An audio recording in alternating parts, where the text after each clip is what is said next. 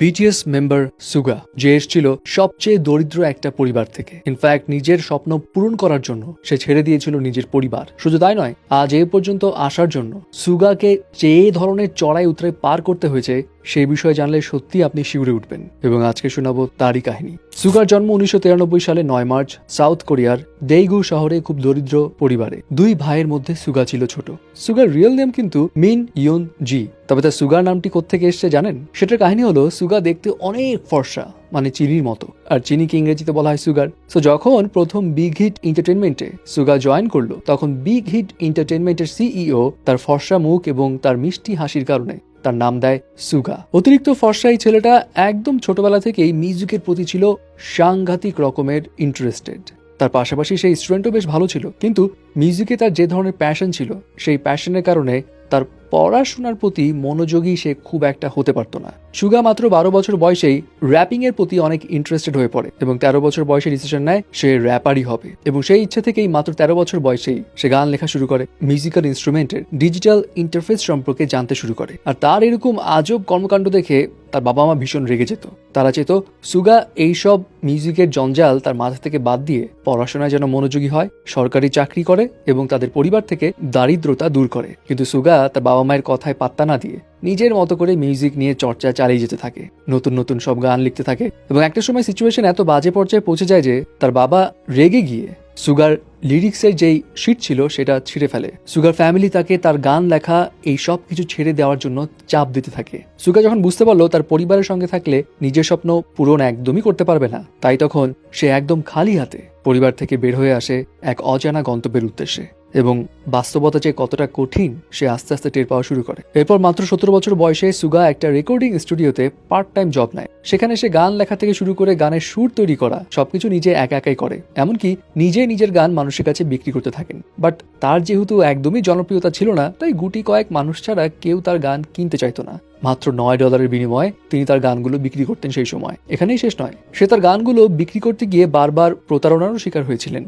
In fact BTS এ যোগ দেওয়ার আগেই কিন্তু সুগা একজন ভালো র্যাপার ছিল। সে আন্ডারগ্রাউন্ড ডি টাউনে গ্লস নামে বেশ অ্যাক্টিভ ছিল। এবং 2011 সালে বিগ হিট কোম্পানি যখন অডিশন শুরু করে, তখন সুগা একজন প্রডিউসার হিসেবে সেখানে অডিশন দেয়। কিন্তু তার এই অসাধারণ ট্যালেন্ট দেখে বিগ হিট এন্টারটেইনমেন্ট তাকে বিটিএস এর মেম্বার হিসেবে নিয়ে নেয়।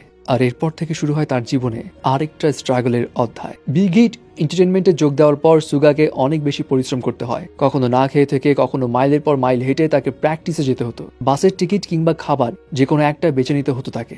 মাত্র $2 দিয়ে তাকে একদিনের খরচ চালাতে হতো। আপনি জানলে অবাক হবেন, এজেন্সির সমস্ত খরচ সুগা নিজে দিত, কারণ তার বাবার পক্ষে কখনোই সম্ভব ছিল না এই টাকা বেয়ার করা। এজেন্সির টাকা জোগাড় করা বা নিজের খরচ চালানো সবকিছুই ছিল তার জন্য কষ্টসাধ্য ব্যাপার। আর একটা পর্যায়ে তার এই লড়াইটা শুধু স্বপ্নপূরণের লড়াই ছিল না, এটা হয়ে গেছিল বেঁচে থাকারও লড়াই। আর রেকর্ডিং স্টুডিওর পার্ট টাইম সেই কাজে সেরকম ইনকাম হতো না বলে সে খাবারের হোম ডেলিভারির কাজও শুরু করে। আর একবার হোম ডেলিভারি দেওয়ার সময় সড়ক দুর্ঘটনায় খুব বাজেভাবে কাঁধে ব্যথা পায়, কিন্তু টাকার অভাবে ঠিকমতো চিকিৎসাও করাতে পারেনি সে। এবং এই কাঁধের আঘাত লুকিয়ে সে বিগ হিট এন্টারটেইনমেন্টে সব রকম প্র্যাকটিস করত, কারণ তার ভয় ছিল যদি তার ইনজুরির কথা বিগ হিট এন্টারটেইনমেন্ট জানতে পারে তাহলে তাকে তো বের করে দিবে, আর তার মিউজিক ক্যারিয়ারের স্বপ্ন এখানেই শেষ।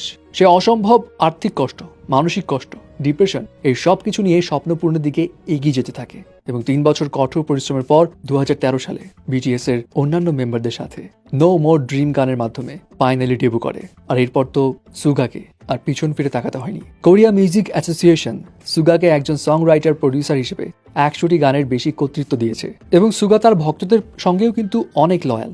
2014 সালে সুগা তার ভক্তদেরকে প্রমিস করেছিল মিউজিক্যাল আর্টিস্ট হিসেবে সাকসেস হতে পারলে সে তার আর্মিদেরকে মাংস খাওয়াবে। তিনি ঠিকই তার কথা রেখেছিল।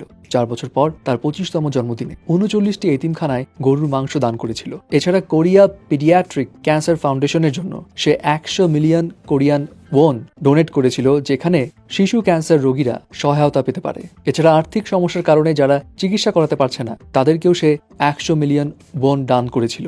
কোরিয়ান সেভ দ্য চিলড্রেনে সে সাউথ কোরিয়া, টার্কি এবং নর্দার্ন সিরিয়া শিশুদের জন্য প্রয়োজনীয় কম্বল, ম্যাট্রেস এবং স্কুলে যা যা দরকার তা কেনার জন্য প্রায় 100 মিলিয়ন ওয়ান ডোনেটও করেছিল। সুগা নিজের জন্য বাড়ি করেছে, ফ্যামিলিকে একটা উন্নত লাইফ দিয়েছে এবং সবকিছু সে করেছে নিজের চেষ্টায়। অ্যান্ড রাইট নাও সুগার প্রায় $10 মিলিয়ন বেশি মালিক এবং তার প্রতি এখন ক্রেজিনেস এমন এক জায়গায় পৌঁছেছে যে এই তো এপ্রিলে তার একক অ্যালবাম যখন মুক্তি পায় ডি-ডে শিরোনামে 10,70,000-এরও বেশি কপি মাত্র 24 ঘন্টার ব্যবধানেই বিক্রি হয়ে যায়। সো ভিউয়ার্স, বিটিএস এর সুগার এই লাইফ স্টোরি জেনে আপনার কাছে কেমন লাগলো সেটা তো জানাবেনই। আর বিটিএস মেম্বারদের আরও এমন গল্প জানতে স্টার গল্পের সঙ্গেই থাকতে হবে।